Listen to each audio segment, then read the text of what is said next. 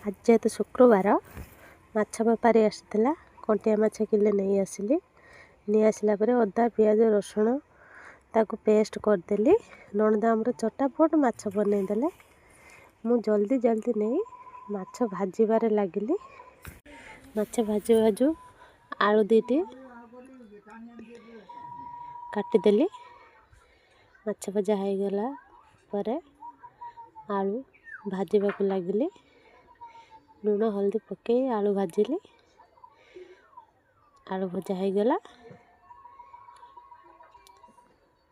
आलू भजा हो गला पर अदा रसुण जीरा पियाज जो ग्राइंडिंग कर रखी मसला हो गला पर मसला सहित आलू भी कषि नेलु।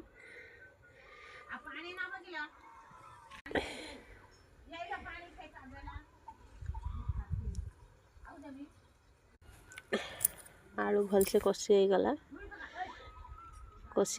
पर से पानी देदेलु जस्ट फुटी आसवा समय माछ दे पकईदेलु ता सहित 5-6 खंड आंबुल पकई देथिली।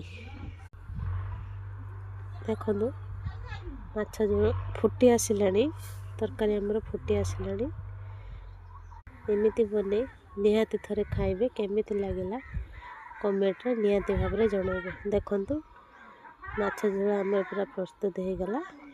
एबे पिला माने खाई बाहर स्कूल